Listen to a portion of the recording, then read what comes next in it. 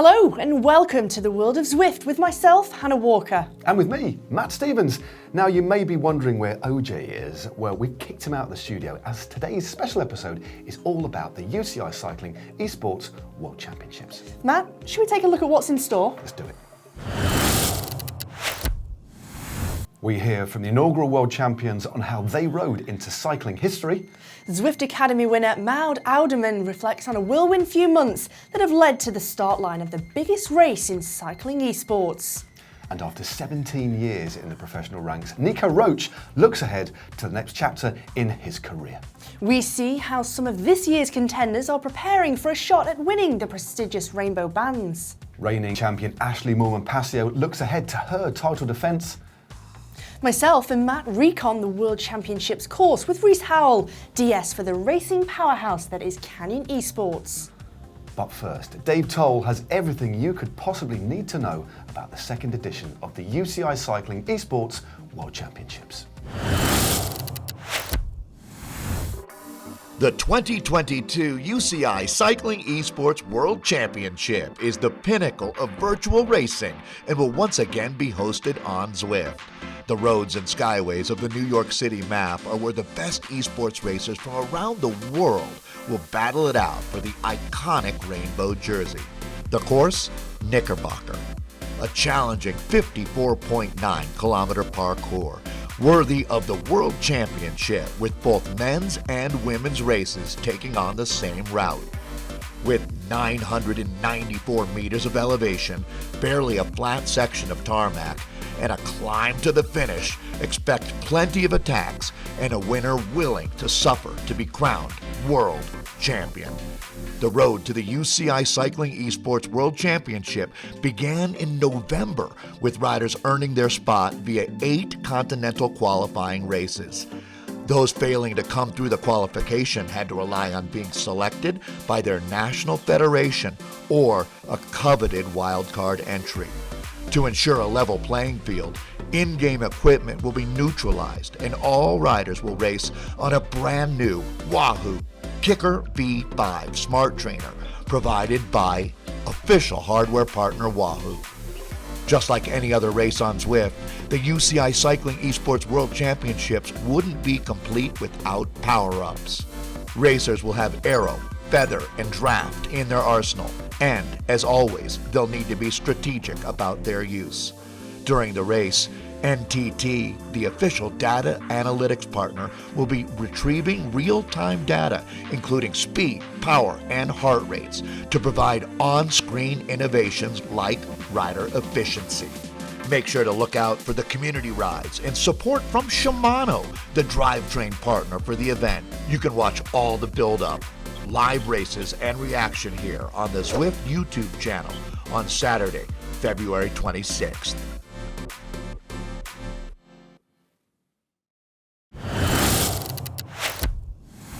I don't know about you, Matt, but that's got me even more excited for this year's races. You were lucky enough to commentate on the first Esports World Championships back in December 2020. What were your standout memories from that day? I think, Hannah, for me, it was simply the enormity of the occasion and how far e-racing has grown from its community roots to that point till we're finally there, battling it out for those iconic rainbow bands. Matt, should we take a look at those races? Let's do it. Well, it is a new dawn, it's a new day. A brand new era begins. Esports are here, and for the very first time at elite level. It's the figure 8 reverse custom with an uphill finish today on a brute of a climb. 483 meters of climbing, the same distance for men and women. It's 50 kilometers long. I think the first time I've been using Zwift was almost at the early days of Zwift. It was really entertaining to have real races on the platform itself, and also being able to meet with other cyclists on the platform and train with them. Just over 15 kilometers from the conclusion of the first men's esports world championships. Cycling really blazing the trail for the rest of the world. I knew the Zwift.com segment from some other Zwift races. I knew what my time was going to be there when I go full gas, and compared it to some other race results of the really good Zwifters, so there I knew that my numbers were good enough to get in the top third, obviously. And if I had a really good day, I knew that I had a shot for first 3 spots. There'll be a few nerves starting to jangle here, Rob, especially with the size of this group as well. Still 49 riders in contention here. In the end, it comes down to your physical abilities, and I think mine are quite good compared to other cyclists, and I was able to deliver on that day. An amazing, a lot of riders here together. It's a power-up's being dropped left, right and centre just at the right time. Osborne of Germany up to the front, Foldager as well. Rapp now moves to the front for Germany. 2 Germans, first and second, putting out some absolutely horrendous numbers. 9, 10 watts a kilo. In the end, it's not magic, it's like who can put out the best numbers. It's another acceleration from Osborne. Look at that, 12 watts a kilo, and he's got a great gap here. Osborne is out there for Germany, and the Germans are on the way to glory. There's the power-up used, a turn around the corner, and the finish line is in sight. 3 seconds for Osborne here, and the Germans are going to be the champions.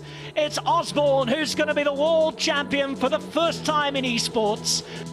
Many people probably underestimated my capabilities. I don't know, my Strava profile is public, everyone can see my numbers. I'm not really into hiding anything. Obviously the big names, they don't really search on Strava. So for them, probably I was an underdog and they didn't had me on their list. We've got the riders from Belgium, Italy, Germany, Australia, etc. And of course from South Africa, a huge name in the shape of Ashleigh Moolman-Pasio, who is 35 today and one of the names in Zwift and virtual racing. When I heard about the Zwift World Champs, immediately I was sold. It didn't take me long to make the decision that I was going to race. 25 riders in the front group, headlined by Ashleigh Moolman-Pasio, one of the pre-race favourites. I did route recons a couple of times. I also did a couple of full gas efforts up the final climb so that I had a very good idea what time I was able to hold. Ashleigh Moolman-Pasio, 10 watts a kilo. Sarah Gigante from Australia, 9 watts a kilo. The power-up being used, consummate use there by the South African of the power-up on nearly the steepest part of the climb. And Rob, she's moving clear, half a second clear now she is. I felt really confident in all of the preparation and training that I'd done. I felt confident that I was going to be the fastest one up that final climb. It's another dig from Ashleigh Moolman-Pasio. You can see in the bottom left-hand side of your picture, putting out 400 watts now as the road rises again. Gigante ready to come around, but Ashleigh Moolman still going to the line. Moolman pulls out again. Moolman going all the way. It's Ashleigh Moolman-Pasio who takes the World Champions jersey. History made in Watopia. Both Jason and Ashleigh are set to be on the start line in New York, aiming to defend their titles. 2021 was a busy year for the pair, with Jason winning an Olympic silver medal in rowing before joining the pro peloton with the Koenig Quickstep for the end of the year. Meanwhile, Ashleigh has been juggling her road career and racing on Zwift, as well as aiming to get more women into cycling through her initiative, the Rocker Corba Collective. We caught up with her at home in Girona to reflect on life since becoming a world champion.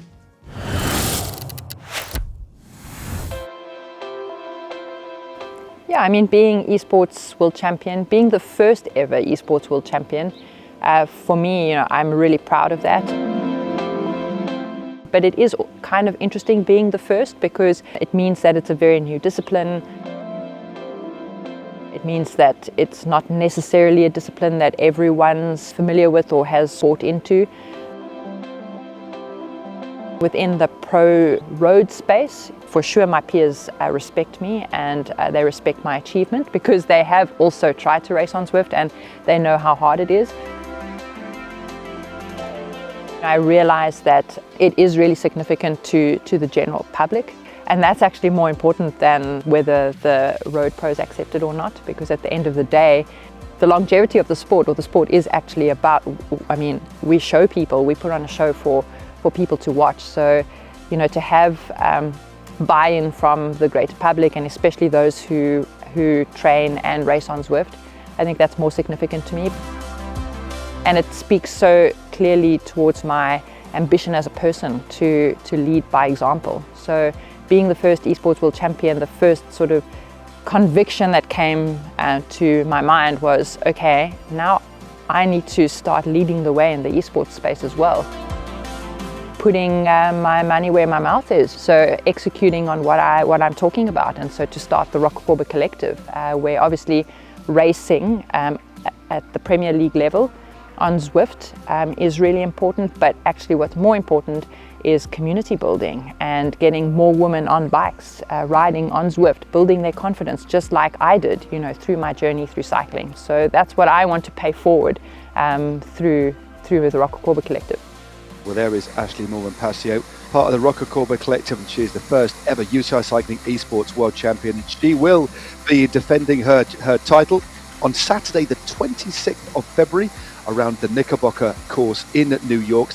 I had COVID over Christmas time, which was a setback for me. So I'm a little bit delayed, but after racing the first Premier League race, which I've taken part in, the race 3, I realized, okay, I need to kickstart some of that high intensity stuff now. So now it just means spending time on Zwift, doing my interval sessions on Zwift, doing high intensity efforts, racing every edition that's left of the Premier League, because it's important to be racing and training on Zwift to be able to perform at the highest level. Well, this is Rock coming into the final kilometre, and unsurprisingly it's Ashleigh Moolman-Pasio, the first ever esports world champion, who's on the front. She is such a popular figure and is wearing those bands with pride. She'll be defending them soon in a few weeks' time in New York. But look at the power on at the front there. Moolman-Pasio driving home at this team. It's incredibly important for me to give it my best to defend my title in the Esports World Champs, because to win back-to-back titles would just be an amazing way for me to kind of wrap up my road career, because it's also the first Tour de France Femme avec Zwift. So ideal world, blue sky vision, to win the Esports World title and then to go on and have a cracking performance at the Tour de Femme. And that would be an amazing way to end off my road career and then to take that next step into my esports career, because that's only just starting.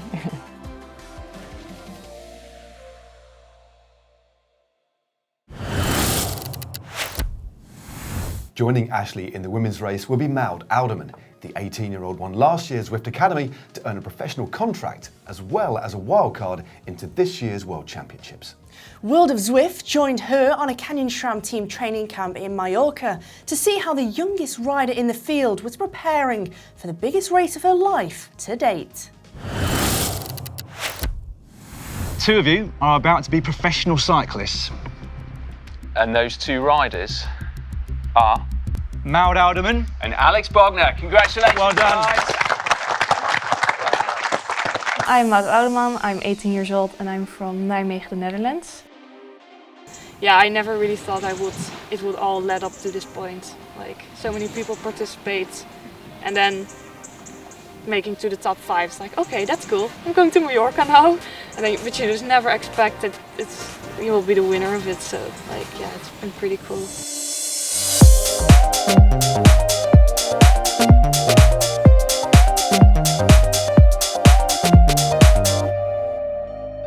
From when I was younger, I was always dancing and doing musical theater and ballet and stuff. She was always a happy kid, and she likes to sing and to dance. I just lost the passion a bit and wanted to try something more athletic. And then my dad was a triathlon coach, so I went one day to a race with him and I saw it and I was like, okay, I want to do this as well. This is so cool. I saw the potential, but never thinking that she could win a Zwift Academy or become a pro. It actually started with Zwift, like not specifically Zwift, but people who saw me on Zwift and were like, okay, you should definitely think about it. There were some races and I did them and I didn't get dropped. So I was like, okay, that went well. And then I focused fully on cycling and now I'm here with Canyon SRAM. What I found most attractive was that every single meter she was on the bike, she was clearly in charge of the situation and she always had a plan. And you could see that she observed the environment, she observed her competitors. I personally found that really cool. We're looking at the moment at the 3 Canyon SRAM riders. Maud, of course, is the latest winner of the Zwift Academy, and both Niamh Bradbury and Ella Harris also have won that and are now professional cyclists at the highest level. They really have come on. There they are, 3 of them, all in their pain cave, looking good with that wonderful new kit. I think it's really good that we're doing the Premier League now, because Zwift racing is really different than riding on the road, also with the draft and everything and the power-ups. In New York, the course is like, it's like hilly and it's gonna be a punchy ride. When you use a power-up, it basically means that you're getting tired, because otherwise you won't use it. So when you see people using a power-up and then you go a little bit harder, then it means that you're maybe going to break them. So I think that will be if I'm fit enough and I have the power, but also I can reserve a bit to look at that, then it will probably be good. The person who will win the Zwift World Champs is probably not only the strongest, but also very smart. You need to have very good tactics, because you can ride at the front all the time, but then they come right at you at the sprint. But you can't be far in the back, because then you just get dropped, because the Zwift draft is really different. So it's really crazy to think that I did all those Zwift Academy workouts like in my garage, and just after school I come home and in between half an hour I'm already on the bike doing my workout, and that it led me up to the finals in Mallorca, that led me up to being on the Canyon SRAM team and now being here riding the World Champs on Zwift. Yeah, it just feels really special that everyone can be in their safe place and be at home or where they want to be, to give everything and try to take that title for the World Champs. If you haven't watched the Zwift Academy finals yet, then you can see how Maud won her contract with Canyon SRAM on the GCN YouTube channel. That's definitely worth a watch. Now, hopefully he won't mind me saying this, but when Nico Roche joined the Pro Peloton, Maud wasn't even a year old. And after over 20 Grand Tour finishes, Nico called time on his pro road career last October, but has now set his sights on adding a World Championship to his palmares without even leaving the house.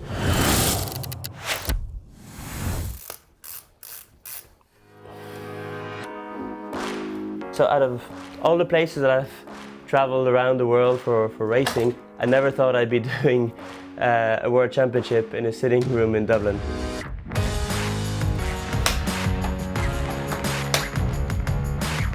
I really started using Zwift during the first quarantine back in March 2 years ago. Wow. I was doing 22, 24-hour weeks on the platform, and I was getting some calls from my friends saying I was crazy, but more on the opposite. I thought that kept me from really losing it when I was living alone for, at the end it was almost 9 weeks.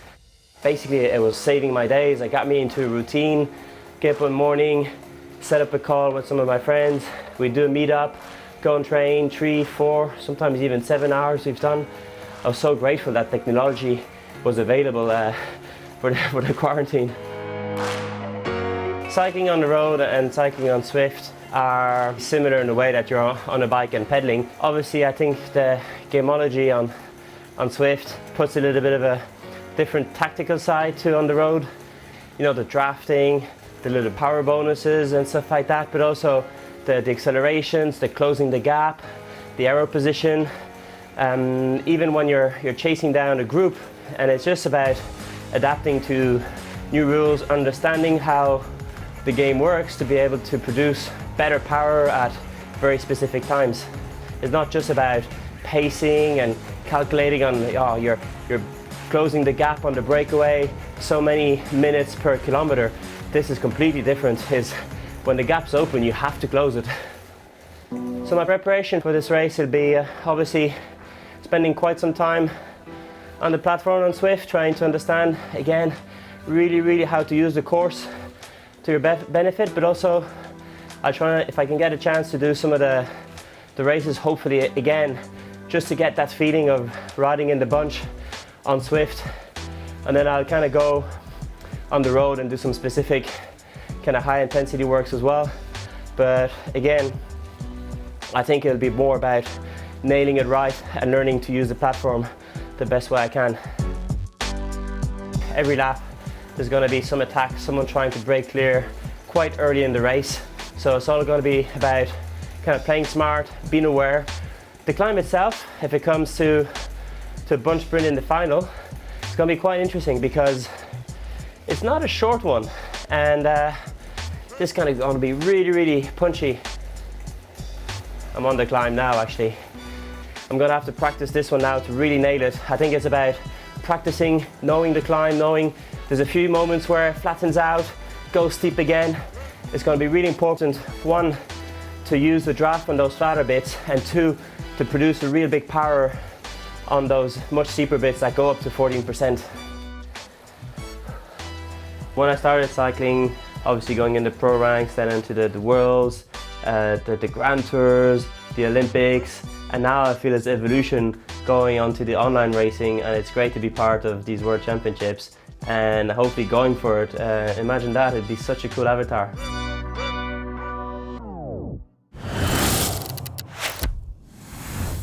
It will be fascinating to see how Nico gets on, and he's clearly been putting in the time on Zwift, especially to learn all those important gamification elements. Yeah, it will be interesting, and if I was racing, I'd certainly be keeping an eye on him. If you were racing, who are you watching out for, Matt? Ed Laverack, the former British hill climb champion, who's been focusing particularly on that finishing climb. Lionel Vujasan, I think, is coming to the boil really, really nicely. Also, Aussie Jay Vine, the 2020 Zwift Academy winner, who's been on fire on the road recently. And also, perhaps, Freddie Ovett. I mean, he hasn't been racing the ZRL, but I know he's really focused on the World Esports Championships. And let's not forget Tom Thrall and Matthias de Roos. Then on the women's side, Eilidh Gardner, she's an out-and-out climber. Kristen Konczynski, she really excels on a course like this. And don't forget, Kristen is going to be racing on virtual home soil as well. We can't forget British sensation Zoe Langham, who again is on fire, and also Cecilia Hansen, who really does rise to the occasion. And don't forget, got the bronze medal back in the 2020 Esports World Championships too. Now at this stage, the riders will be preparing for race day. What did you do to prepare pre-race day?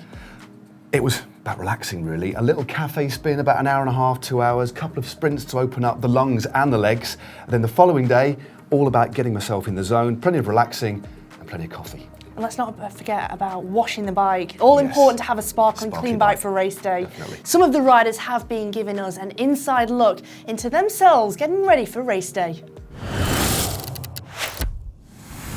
Zach Nair here from Team USA, and today just finished up a nice little ride on the Wahoo Kicker.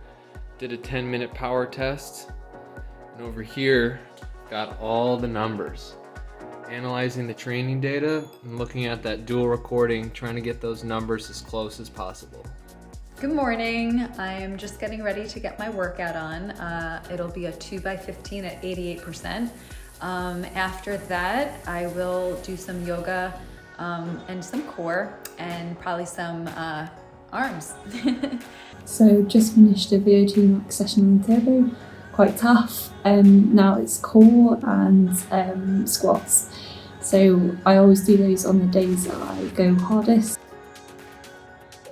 Hi, I'm Tomoaki Takasugi, Japan national team. Let me show you my pain cape.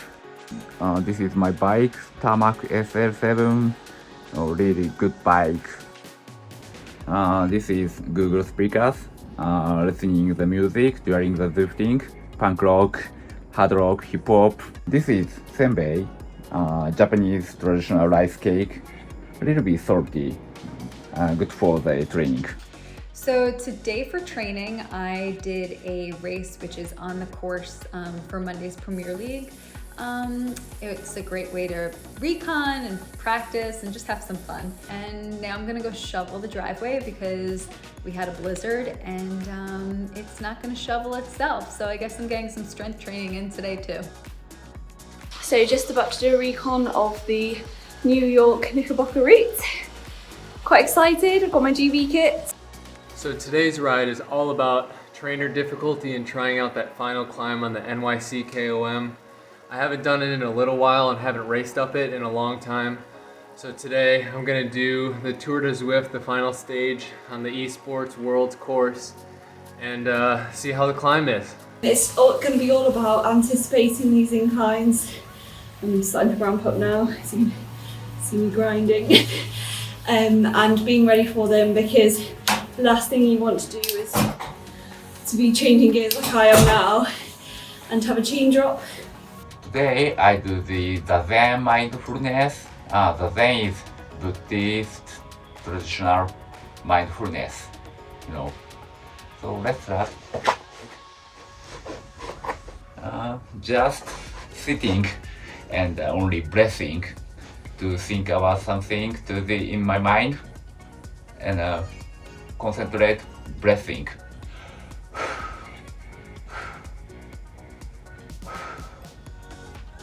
So post-ride recovery. I'm a student, what do? We make our own. Bananas, oats, milk, peanut butter, honey, whiz it up.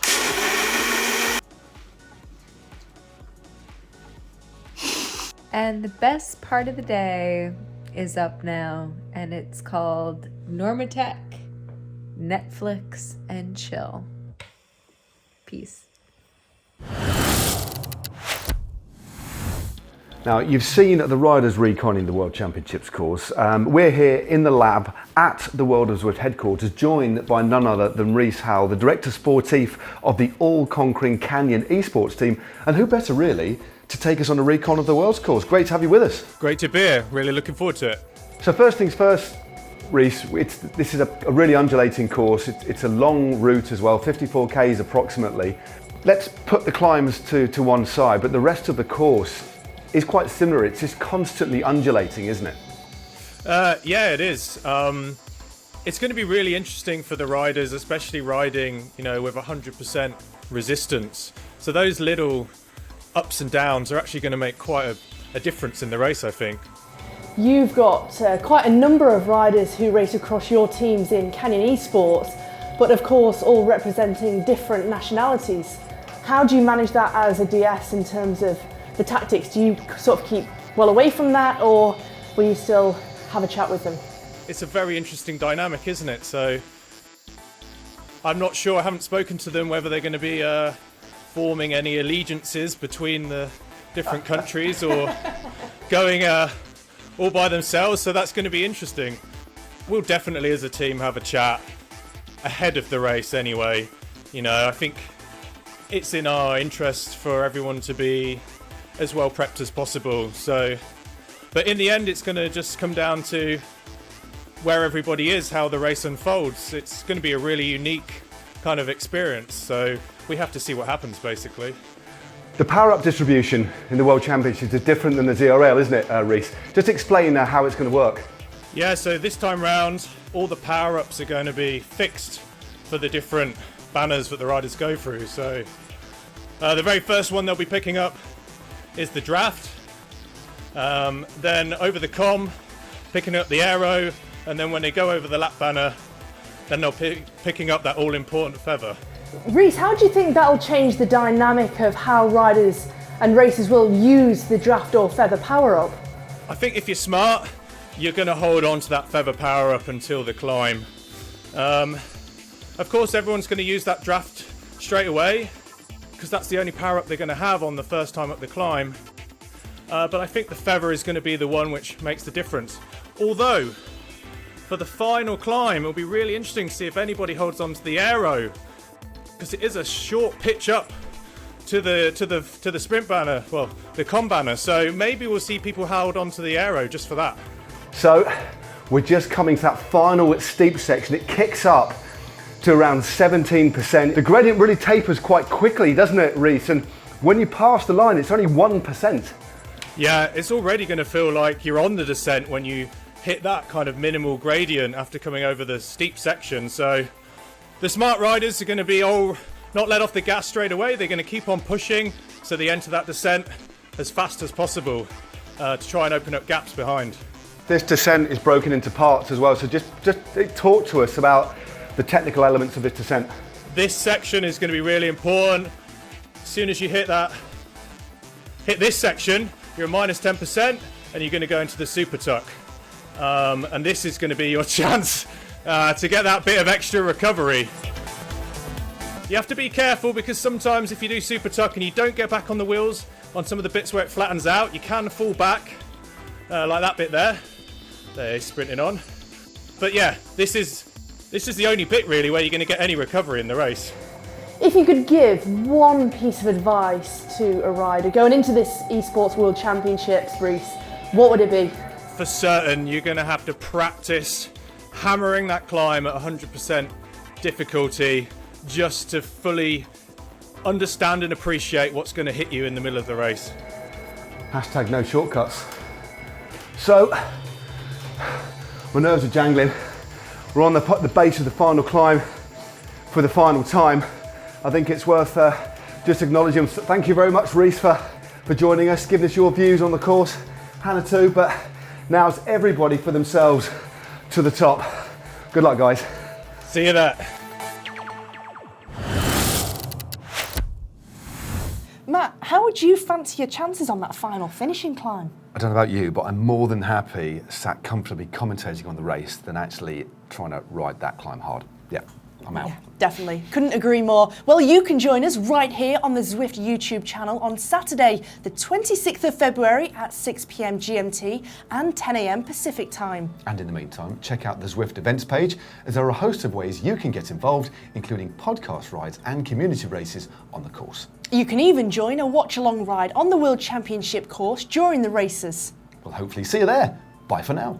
And don't forget to ride on.